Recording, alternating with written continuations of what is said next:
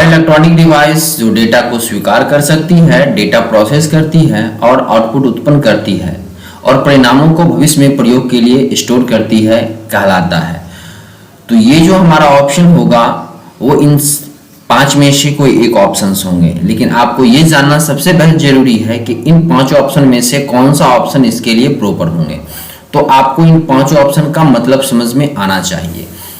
तो ये जो हमारा आज सीरीज चल रहा है, मैं टॉपिक वाइज लेके चलता हूँ और फुल एक्सप्लेनेशन के साथ आप लोगों को हर एक जो क्वेश्चंस हैं उसका फुल एक्सप्लेनेशन देते हुए मैं आपको ये इनके उत्तर दूंगा। जैसे कि सबसे पहला हमारा है इनपुट।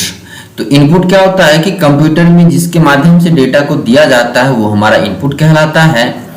सॉफ्टवेयर क्या होते हैं जो हार्डवेयर को नियंत्रित करता है और हमारे द्वारा दिए गए एप्लीकेशनों पर वो वर्क करवाता है। हार्डवेयर क्या होता है, यानी कि वो डिवाइसेस जिसे हम छू सकते हैं, देख सकते हैं, वो हमारा हार्डवेयर कहलाता है। और जो कंप्यूटर्स होते हैं उनका मतलब होता है कि वो डेटा को स्वीकार करता है, चाहे वो इनपुट के माध्यम से आए और उस पर प्रोसेस करने के बाद वो आउटपुट के माध्यम से उसे दे देता है और कंप्यूटर में अपने लिए वो स्टोर करके भी रखता है ताकि आप उसका उपयोग भविष्य में कर सके। तो इसका जो राइट आंसर होगा वो राइट आंसर हमारा कंप्यूटर होगा। ओके, चलिए नेक्स्ट जो हमारा क्वेश्चन है वो क्वेश्चन है डेटा प्रोसेसिंग का अर्थ है, यानी कि हमें ये जानना होगा कि डेटा प्रोसेसिंग क्या होती है। तो डेटा संग्रह करना, ऑब्वियसली डेटा को हम लोग संग्रह करते हैं, ठीक ना, लेकिन डेटा को संग्रह करने के साथ ही साथ आपको उसमें और भी कुछ यूज करने होंगे, क्योंकि हमने बात कर रहा है कि डेटा प्रोसेसिंग। तो डेटा प्रोसेसिंग है कि डेटा को सजा के सिर्फ रख लेंगे तो ये भी सही नहीं होगा और डेटा को सिर्फ हम लोग कलेक्ट कर लेंगे तो वो भी सही नहीं होगा। डेटा प्रोसेसिंग का मेन मतलब होता है कि डेटा को आप कैसे उपयोगी बनाते हैं किसी अन्य जगह पे कार्य के लायक। तो इसलिए हमारा जो राइट आंसर होगा वो ये होगा कि डेटा को आप उपयोगी बनाते हैं, तो इसका मतलब है कि वो हमारा डेटा का अर्थ है डेटा प्रोसेसिंग। नेक्स्ट क्वेश्चन है वह आदमी जो कंप्यूटर का जनक समझा जाता है, यानी कि जो कंप्यूटर के जनक है हम लोग उसे क्या कहते हैं, कि किसे हम लोग कंप्यूटर का जनक मानते हैं। तो ये देखिए क्वेश्चंस काफी आपको जो है एग्जाम में पूछे जाते हैं। उत्तर प्रदेश पीसीएस मेंस में आते हैं, एसएससी में आते हैं, जहां पर भी आपको कंप्यूटर से संबंधित क्वेश्चंस आते हैं उसमें मैक्सिमम जगह पे आपको ये क्वेश्चंस पूछे जाएंगे। तो इसका जो राइट आंसर होगा वो होगा आपका चार्ल्स बेबेज, जिसे हम लोग कहते हैं फादर ऑफ द कंप्यूटर। तो हमारा चार्ल्स बेबेज होता है। नेक्स्ट क्वेश्चन है हमारा कंप्यूटर के संदर्भ में ALU का तात्पर्य है, यानी कि ALU का फुल फॉर्म क्या होता है। जब आप कंप्यूटर में आते हैं तो ALU का फुल फॉर्म क्या होता है, जो कि आप देखिए आपको यहाँ पे UPPCS प्री और 2005 में भी ये क्वेश्चंस आते हैं और काफी समय ये आपको कॉम्पिटिटिव्स जो एग्जाम्स होते हैं उसमें ये क्वेश्चंस आपको पूछे जाते हैं। तो इसका जो राइट आंसर है ALU का, इसका मतलब होता है अर्थमेटिक लॉजिक यूनिट। इसका जो राइट आंसर है वो आपका B है, अर्थमेटिक लॉजिक यूनिट। हमारा नेक्स्ट क्वेश्चन है भारत का पहला कंप्यूटर कहाँ स्थापित किया गया था, यानी कि वो जगह, लोकेशंस या फिर वो संस्थान जहां पर हमारा कंप्यूटर जो है भारत में फर्स्ट टाइम एस्टेब्लिश्ड किया गया था, उसको स्थापित किया गया था उसके यूज करने के लिए। ये देखिए आपका 2011 के जो है SSC GL में क्वेश्चंस पूछे गए थे। तो इसका राइट आंसर आपको होगा वो होगा भारतीय सांख्यिकी संस्थान कोलकाता। भारतीय सांख्यिकी संस्थान कोलकाता में सबसे पहले भारत में कंप्यूटर को स्थापित किया गया था यूज के लिए। हमारा नेक्स्ट क्वेश्चन है देश का प्रथम कंप्यूटर साक्षर जिला कौन सा है। अब आप देखिए कि जब हमारे देश में वो फर्स्ट टाइम लाया गया था तो उसके बाद कह रहा है कि देश का प्रथम कंप्यूटर साक्षर, यानी कि भारत देश के प्रथम कंप्यूटर जो साक्षर जिला है वो हमारा कौन सा है। तो वो आपका मलप्पुरम केरल में जो है वो मलप्पुरम केरल का ये जो जिला है वो सबसे पहले कंप्यूटर साक्षर, कंप्यूटर लिटरेट के श्रेणी में आया था। नेक्स्ट हमारा क्वेश्चन है विश्व में सर्वाधिक कंप्यूटर वाला देश कौन सा है, यानी कि वो देश है जहां पर सबसे ज्यादा कंप्यूटर का यूज किया जाता है और वहां पे ज्यादा कंप्यूटर पे काम किए जाते हैं। विश्व की बात कर रहे हैं तो विश्व में सबसे पहले जो स्थान पर आता है वो हमारा संयुक्त राज्य अमेरिका है। वो हमारा कौन सा है? संयुक्त राज्य अमेरिका है, जो कि सर्वाधिक कंप्यूटर यूज करने वाला देश है। नेक्स्ट है विश्व का प्रथम सुपर कंप्यूटर का निर्माण किया गया, यानी कि विश्व में सबसे पहले सुपर कंप्यूटर का निर्माण किसके द्वारा किया गया था। ये देखिए आपका 2002 के मेंस में पूछा गया क्वेश्चंस है, यूपीपीसीएस में पूछे गए क्वेश्चंस हैं, तो ये काफी समय पूछा जाता है, इस तरह के आपको क्वेश्चंस एग्जाम में आएंगे। तो विश्व का प्रथम सुपर कंप्यूटर जो है क्रे के 1S का निर्माण किया गया था और वो एक अमेरिका की कंपनी थी CRC।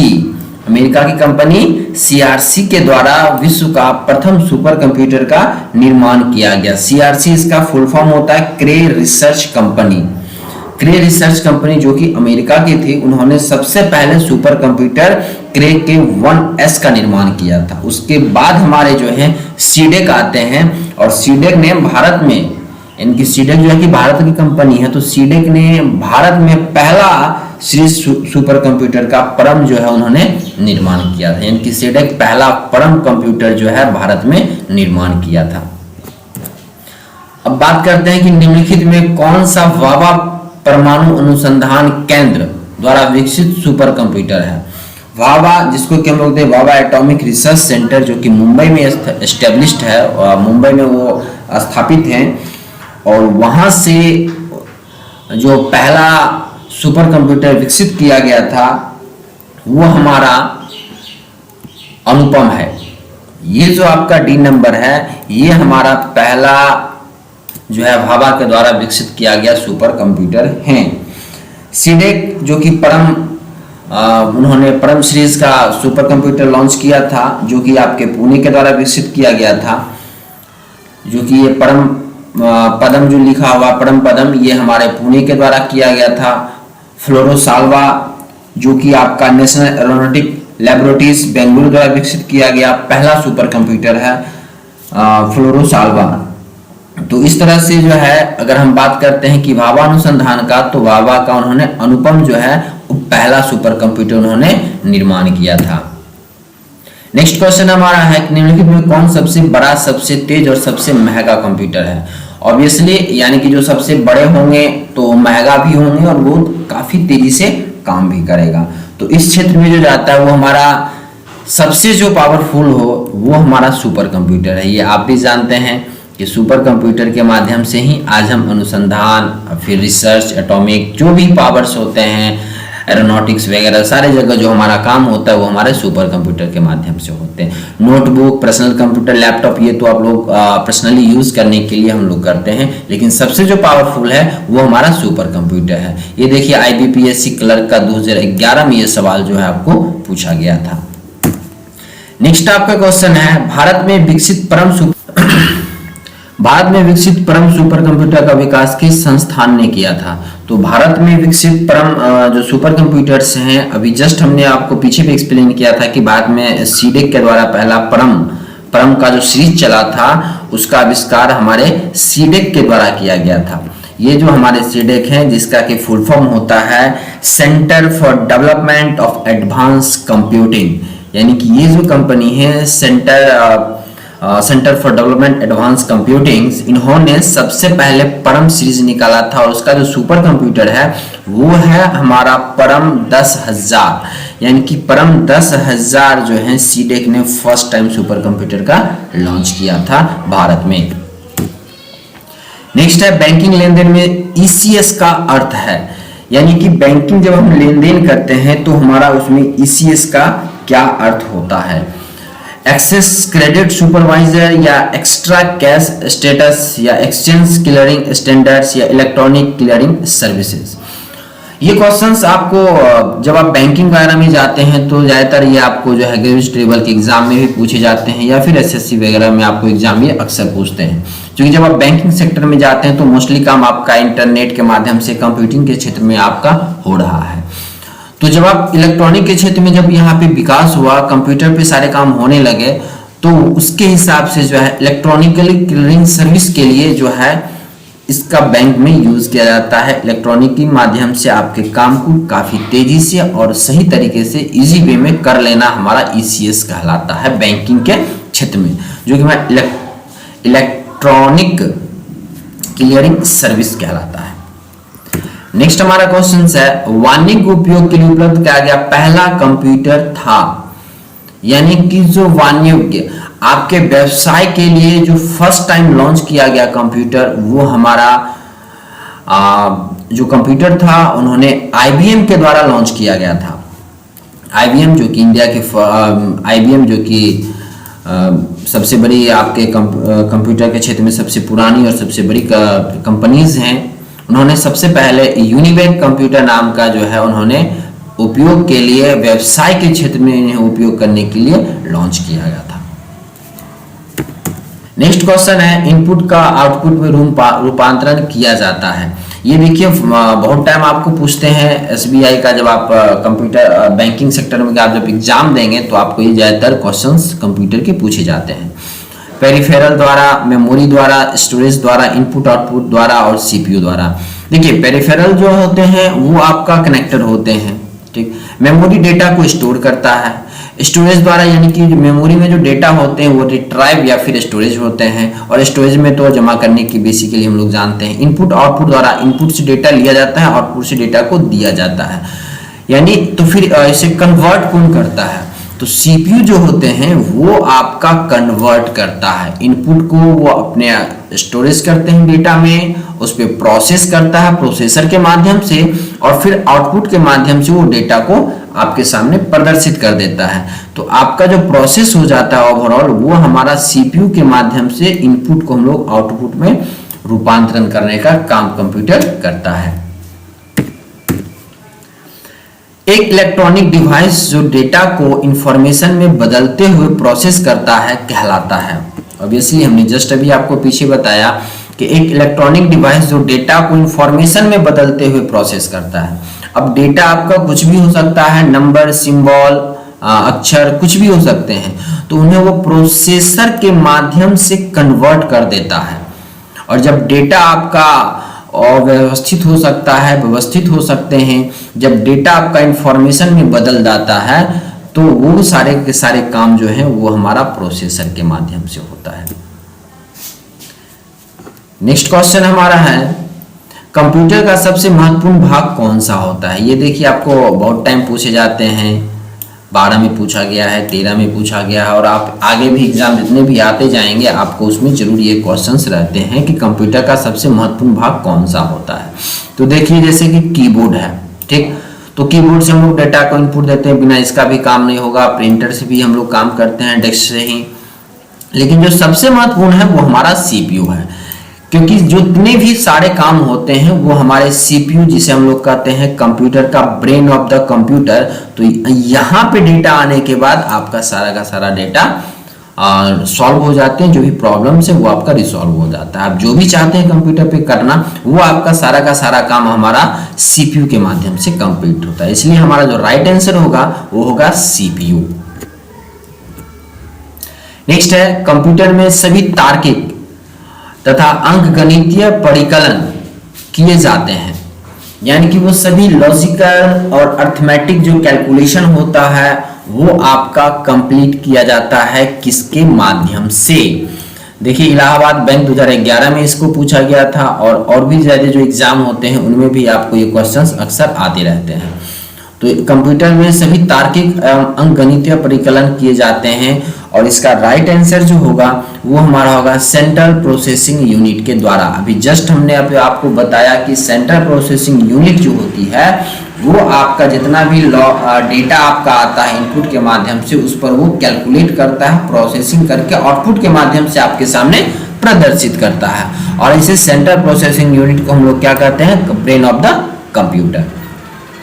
मदरबोर्ड द्वारा तो ये नहीं हो पाएगा, इसलिए नहीं हो पाएगा क्योंकि मदरबोर्ड पर जो है वो सारे के सारे हमारे सर्किट जो कि आईसी चिप बोर्ड जितने भी पेरिफेरल डिवाइसेस होते हैं वो सारे के सारे हमारे मदरबोर्ड पे कनेक्ट रहते हैं, लेकिन काम करने का जो प्रक्रिया होती है वो हमारा सेंट्रल प्रोसेसिंग यूनिट के माध्यम से होता है। तो इसीलिए हमारे ये जो पॉइंट्स है कंप्यूटर का, ये आपका सबसे बेस्ट आंसर है। नेक्स्ट है, एक छोटा सिलिकॉन चिप पर ट्रांजिस्टर और अन्य इलेक्ट्रॉनिक उपकरणों द्वारा बने पूर्ण इलेक्ट्रॉनिक सर्किट को कहते हैं। यानी कि एक छोटे सिलिकॉन चिप पर ट्रांजिस्टर और अन्य इलेक्ट्रॉनिक उपकरण द्वारा बने पूर्ण इलेक्ट्रॉनिक सर्किट को हम लोग क्या कहते हैं, तो वो हमारा इंटीग्रेटेड सर्किट, जिसे हम लोग आईसी कहते हैं। क्योंकि आईसी जो होते हैं वो हमारे छोटे छोटे सिलिकॉन चिप होते हैं और मदरबोर्ड पे उनके माध्यम से एक दूसरे से कनेक्टेड रहता है। अक्सर हम देखते हैं, कहता है कि ये जो है ट्रांजिस्टर खराब हो गया, ये इलेक्ट्रॉनिक चीजें जो खराब हो गए इन्हें पूर्ण करना होगा, तो वो सारे के क्या कहते हैं कि आईसी खराब हो गया, इसका आईसी चेंज करना होगा। तो सबके सब एक इलेक्ट्रॉनिक के माध्यम से एक दूसरे से कनेक्टेड रहते हैं और वो जो होता है मेन, वो हमारा कहलाता है आईसी। तो ये जो है आपके इंटीग्रेटेड सर्किट, जिसे हम लोग आईसी कहते हैं, इनके माध्यम से ट्रांजिस्टर या फिर अन्य इलेक्ट्रॉनिक डिवाइस जो है एक दूसरे से जुड़ के और वो इलेक्ट्रॉनिक सर्किट को पूरा करता है। नेक्स्ट हमारा कंप्यूटर का वह भाग जो कंप्यूटर के अन्य सभी उपकरणों की गतिविधियों को समन्वित यानी कि कोऑर्डिनेट तथा नियंत्रित कंट्रोल करता है कहलाता है। तो इसका जो राइट आंसर होगा वो हमारा होगा कंट्रोल यूनिट। यानी कि कंट्रोल यूनिट जो है वो हमारे कंप्यूटर का नाड़ी तंत्र कहलाता है और ये कंप्यूटर में लगे सभी हार्डवेयर सॉफ्टवेयरों को ये नियंत्रित करता है तथा एक दूसरों के बीच में तालमेल स्थापित करके हमारे सभी वर्क को ये स्मूथली कंप्लीट करता है। तो ये जो है हमारा राइट आंसर होगा कंट्रोल यूनिट।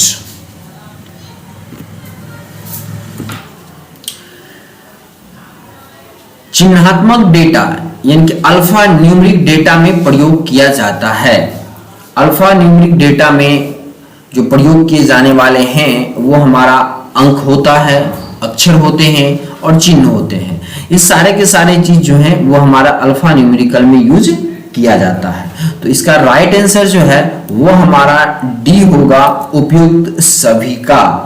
अब कहें कि चिन्हात्मक डेटा में अंक, चिन्ह और अक्षर इन सभी का तो प्रयोग किया जाता है और इन डेटाओं पर अंकगणितीय क्रियाएं नहीं होती हैं।